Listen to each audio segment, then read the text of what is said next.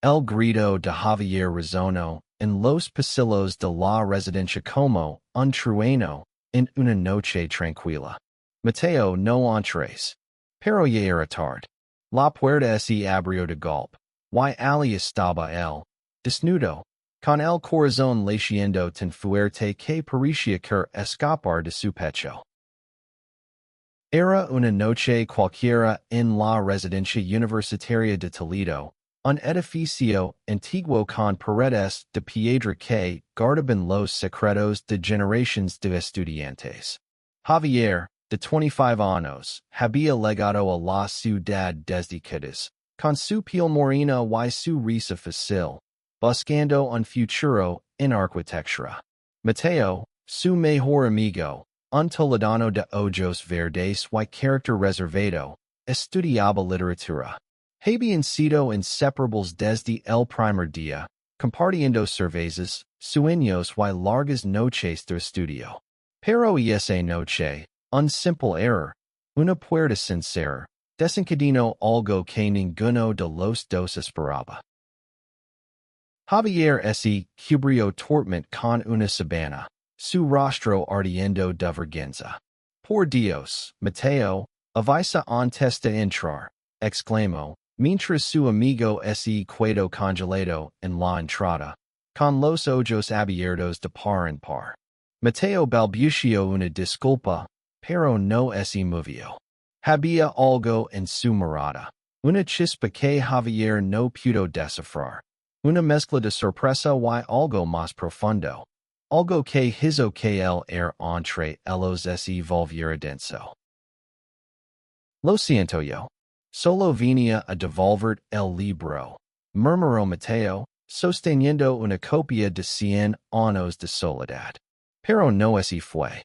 Sus ojos, por un instante, se detuvieron más de lo necesario en el cuerpo de Javier, en los contornos que la sabana no lograba ocultar. Luego, con un movimiento brusco, dio media vuelta y salió, dejando a Javier solo con su confusión. Esa noche, Javier no durmió. Se quedó mirando el techo, recordando la mirada de Mateo. Había sido su amigo durante 2 años, el que siempre estaba allí, el que lo hacía reír cuando el mundo parecía desmoronarse. Pero ahora, esa mirada lo perseguía. ¿Qué había visto Mateo en él? ¿Y por qué? En el fondo de su pecho, Javier sentía que algo en su interior también había cambiado. A la mañana siguiente, el comedor de la residencia estaba lleno del bullicio habitual. Javier se sentó en una esquina, con su café frío entre las manos, evitando cruzar la mirada con Mateo, que estaba al otro lado de la sala. Mateo, por su parte, parecía igual de inquieto, revolviendo su taza sin beber. Finalmente, se acercó. ¿Podemos hablar? Preguntó Mateo, su voz baja, casi un susurro. Javier asintió, aunque su estómago se retorció. Salieron al patio, donde el sol de otoño pintaba de dorado los árboles. Sobre lo de la noche. Comenzó Mateo, pero las palabras se lo aterraron. Javier lo interrumpió. No pasa nada, fue un accidente. Olvídalo. Pero sus palabras sonaban huecas. No podían olvidarlo. Algo se había roto. O tal vez, algo había nacido. Los días siguientes fueron un baile, torpe de evasions. Javier evitaba quedarse solas con Mateo, y Mateo parecía dudar cada vez que intentaba hablar. Pero en las noches, cuando la residencia se sumía en el silencio, Javier se sorprendía pensando en su amigo, en su risa, en la forma en que sus ojos se iluminaban cuando hablaba de polla, en cómo sus manos se movían nerviosas cuando estaba ansioso. Y, sobre todo, en esa mirada fugaz que lo había desnudado más allá de la piel. Una tarde, Mientras caminaban por las calles empedradas de Toledo, Mateo rompió el silencio. Javier, no puedo fingir que no pasó nada. T6. Why? No sé cómo explicarlo, pero no puedo dejar de pensar en ti. Las palabras caen como una piedra en un estanque, creando ondas que ninguno de los dos estaba preparado para enfrentar. Javier se detuvo, su corazón acelerado. ¿Qué estás diciendo, Mateo? Su voz temblaba, no de miedo, sino de algo que no se atrevía a nombrar. Mateo lo miró, vulnerable, expuesto. No lo sé, Javi. Solo sé que te veo de otra manera ahora. Why no sé si eso está bien? El sol se escondía tras las torres de la catedral, y el olía a castañas asadas. Javier sintió que el mundo se detenía. Quería correr, gritar, abrazar a Mateo, todo al mismo tiempo. Pero en lugar de eso, solo dijo, necesito tiempo. Y se alejó, dejando a Mateo solo en la calle, con el peso de sus palabras flotando en el aire. Los días se volvieron un torbellino de emociones para Javier. Toledo, con sus callejones estrechos y su aire cargado de historia, parecía reflejar el laberinto en su interior. No podía mirar a Mateo sin sentir un nudo en el estómago, una mezcla de miedo y deseo que lo desarmaba. Había crecido en una familia tradicional en Cádiz, donde las palabras amor y hombre nunca se mencionaban en la misma frase. Su padre, un pescador de manos colosas, siempre hablaba de hacerse hombre, de casarse, de formar una familia. Pero Javier nunca había sentido nada por las chicas con las que salía. Siempre había sido diferente. Mateo, por su parte, también lucaba con sus propios demonios. Había crecido en Toledo, en una familia de clase media donde la religión era un pilar inquebrantable. Su madre, Carmen, rezaba el rosario todas las noches, y su padre, un profesor de historia, veía el mundo en blanco y negro. Mateo había aprendido a calar sus dudas, sus preguntas, sus deseos. Pero aquella noche en la residencia, al ver a Javier, algo en él se había quebrado. No era solo el cuerpo de su amigo lo que lo había impactado. Era la certeza de que, por primera vez, no podía esconder lo que sentía. Una noche, mientras estudiaban en la biblioteca de la universidad, Javier no pudo soportarlo más. Mateo, ¿qué somos ahora? Preguntó, cerrando su cuaderno con un golpe seco. Los demás estudiantes levantaron la vista, pero Javier no se inmutó. Mateo lo miró, sus ojos verdes llenos de tormenta. No lo sé, Javi. Amigos, supongo. Pero, hizo una pausa, buscando las palabras. Pero quiero ser más. Y me atera. Javier sintió que el suelo se movía bajo sus pies. Más. Tú. Estás diciendo que te gusto. Su voz era apenas un susurro. Mateo sintió, lentamente, como si confesar aquello fuera arrancarse un pedazo del alma. Sí. Y no sé qué hacer con eso. Nunca he sentido esto por nadie, mucho menos por un hombre. Pero no puedo ignorarlo. El silencio que siguió fue ensordecido. Javier quería decir algo, pero las palabras no llegaban. En su mente, los recuerdos de su infancia lo golpeaban. Las burlas en el colegio, los comentarios de su padre, la culpa que lo había perseguido toda su vida. Pero también estaba Mateo, su mejor amigo, el único que lo hacía sentir completo. Sin pensarlo, tomó la mano de Mateo bajo la mesa. Fue un gesto pequeño, pero para ambos, fue como cruzar un abismo. Apartar de ese momento, todo cambió. Empezaron a encontrarse en secreto, en los rincones más escondidos de Toledo. Un banco junto al río Tajo. Una cafetería olvidada, en una plaza apartada. Cada ros, cada mirada, era un paso hacia lo desconocido. Pero también era un recordatorio de lo que arriesgaban. La sociedad española, aunque más abierta que en el pasado, aún tenía sus juicios. Y en una ciudad como Toledo, donde las tradiciones pesaban tanto como las piedras de sus murales, cerquillos eran podía costarles caro. Una noche, mientras caminaban por el puente de Alcántara, Javier se detuvo y miró a Mateo. Si vamos a hacer esto, no quiero esconderme para siempre. Dijo, su voz firme a pesar del temblor en sus manos. Mateo lo miró, sorprendido por su valencia. ¿Estás seguro? Esto no será fácil, Javi. La gente hablará. Nuestras familias. Lo sé. Lo interrumpió Javier. Pero no quiero vivir con miedo. Si te quiero hacerlo de verdad. Mateo sonrió. Una sonrisa que mezclaba miedo y esperanza. Tomó la mano de Javier, y por primera vez, no la soltó, incluso cuando un grupo de turistas pasó junto a ellos. Fue un acto pequeño, pero para ellos, fue una revolución. La relación entre Javier y Mateo creció en la intimidad de las sombras.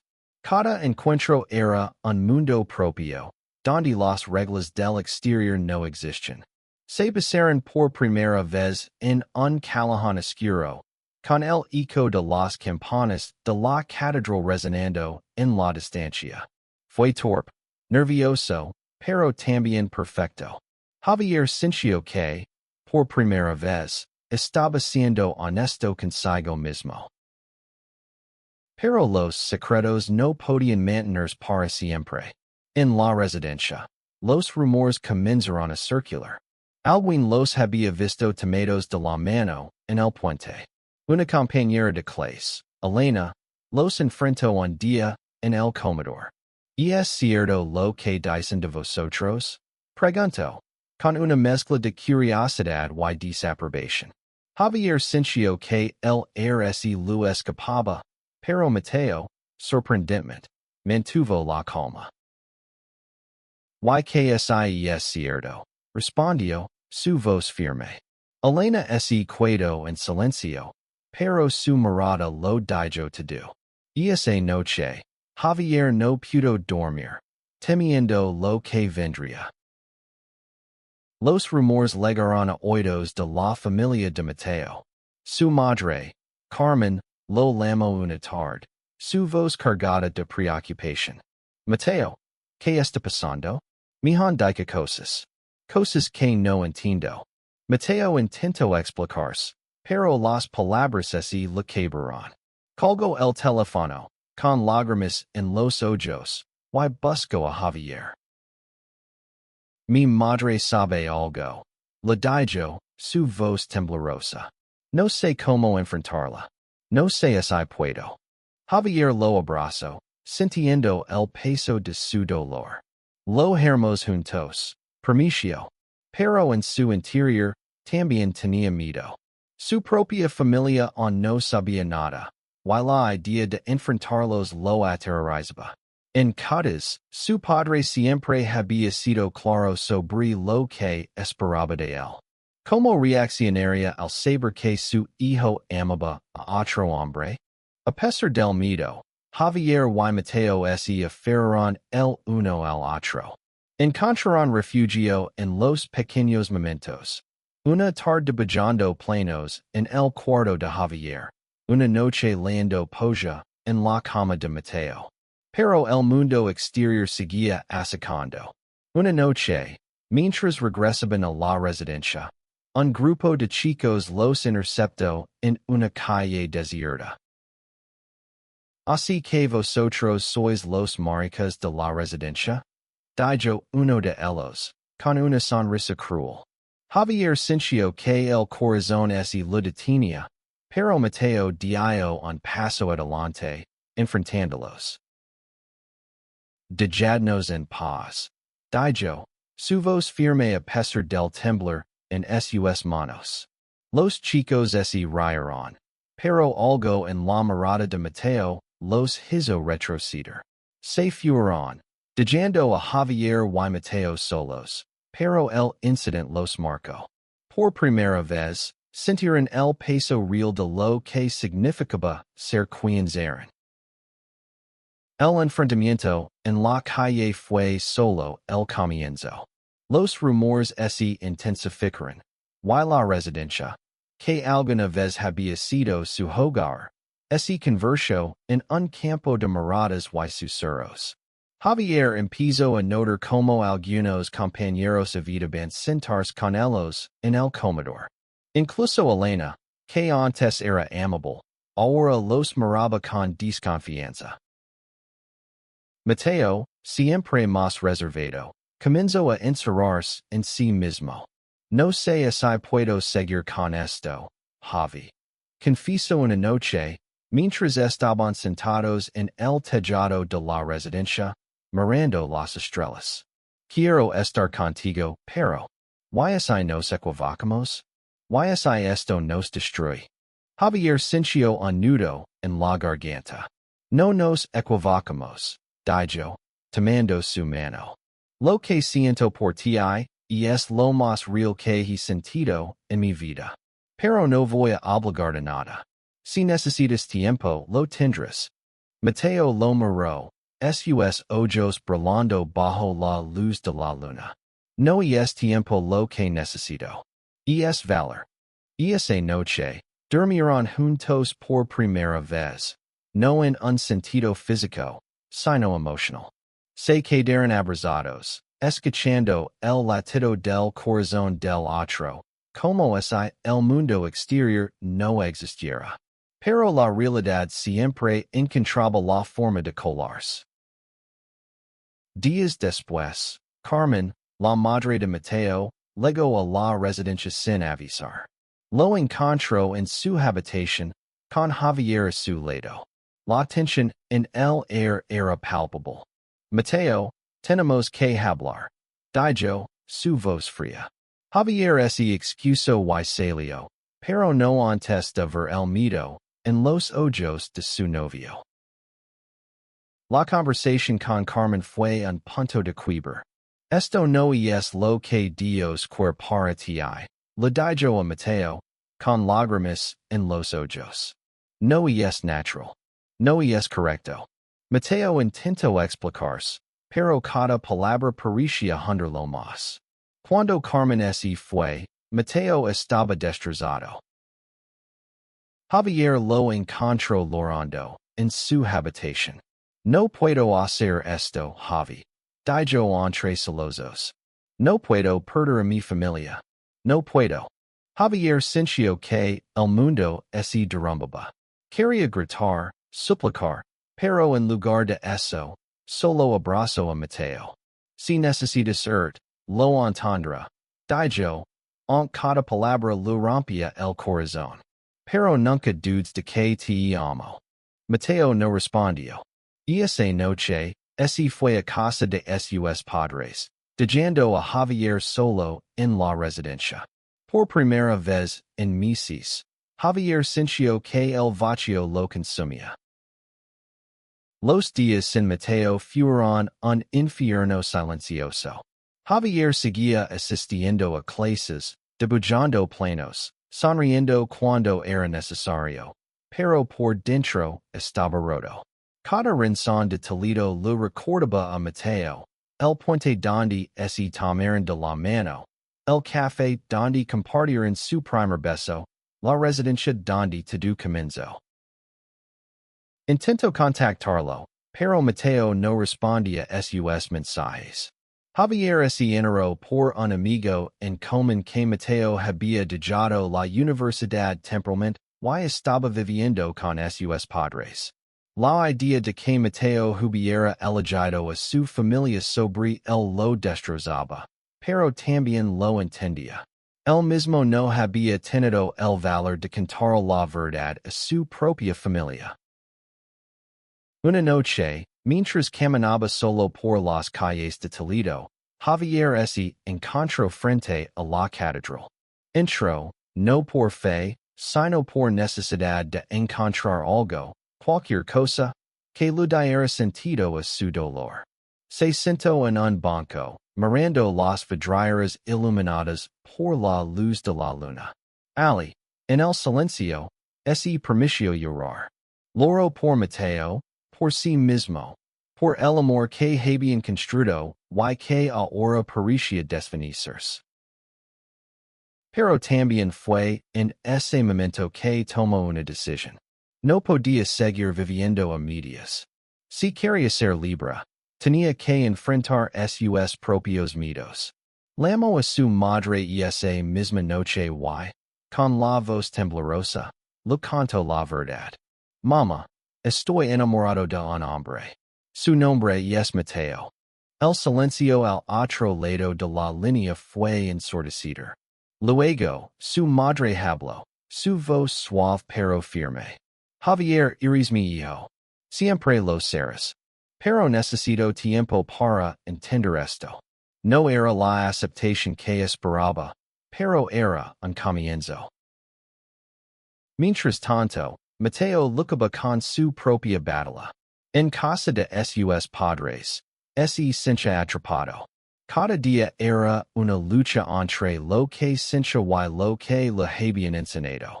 Su madre seguía insistiendo en que se curara, en que buscara ayuda. Pero en su corazón, Mateo sabía que no había nada que curar. Lo que sentía por Javier no era una enfermedad, era amor. Una noche, mientras miraba una foto de él y Javier en su teléfono, tomó una decisión. Escribió un mensaje. Javi, lo siento. Necesito verte. Pero no lo envío. Todavía no estaba listo. Paran semanas antes de que Mateo regresara a Toledo. Cuando Javier lo vio en la entrada de la residencia, sintió que el tiempo se detenía. Mateo estaba más delgado, con ojeras marcadas, pero sus ojos seguían teniendo esa chispa que Javier amaba. Lo siento, dijo Mateo, su voz quebrada. No quería hacer daño. Solo. No sabía cómo manejar todo esto. Javier lo miró, dividido entre el dolor y el alivio. Me dejaste solo, Mateo. Pero no puedo odiarte. Nunca podría. Se sentaron en el patio de la residencia, bajo el mismo árbol donde habían hablado después de aquella noche fatídica. Mateo le contó todo. Las peleas con su madre, el silencio de su padre, la culpa que lo había consumido. Pero también le contó cómo, en medio de todo eso, había entendido algo. No puedo vivir sin ti, Javi. No quiero. Javier sintió que las lágrimas le quemaban los ojos. Entonces no lo hagas, dijo. Quédate conmigo. Enfrentemos esto juntos. Y esa noche, volvieron a besarse. Pero esta vez no había miedo, solo certeza. Sabían que el camino no sería fácil, que habría más juicios, más dolor. Pero también sabían que juntos podían enfrentarlo todo. Decidieron ser más abiertos. No se esconderían más. No en la residencia. No en Toledo. No en sus vidas. Empezaron a caminar juntos por la ciudad. Tomados de la mano, ignorando las miradas. Algunos compañeros de la residencia comenzaron a aceptarlos, otros no. Pero Javier y Mateo aprendieron a no dejar que eso los definiera. Un año después, Javier y Mateo estaban sentados en el puente de Alcántara, mirando el río Taja brillar bajo el sol de la tarde. Habían pasado por mucho. El rechazo de algunos amigos, la distancia de sus familias, Los prejuicios de una sociedad que no estaba lista para aceptarlos del todo. Pero también habían encontrado aliados inesperados. Una profesora que los defendió en la universidad. Un grupo de amigos que los acogió sin dudar. Y, poco a poco, la aceptación de sus madres, que comenzaron a entender que el amor de sus hijos no era algo que pudieran cambiar. Javier estaba a punto de graduarse en arquitectura, y Mateo había vuelto a sus estudios de literatura con una nueva pasión. Juntos, sonaban con un futuro donde no tuvieran que esconderse, donde pudieran ser ellos mismos sin miedo. ¿Recuerdas aquella noche? Preguntó Mateo, sonriendo. Cuando te hiciste desnudo en la residencia? Javier se rió, dando un codazo. ¿Cómo olvidarlo? Fue el momento más vergonzoso de mi vida. No para mí. Dijo Mateo, mirándolo con ternura. Fue el momento en que supe que te amaba. Se besaron allí, en el puente, sin importar quién los viera. Porque, al final, el amor que habían encontrado era más fuerte que cualquier juicio, cualquier miedo, cualquier duda. Habían aprendido que ser auténticos, aunque doloroso, era la única forma de vivir. Y en ese amor, encontrarán la libertad.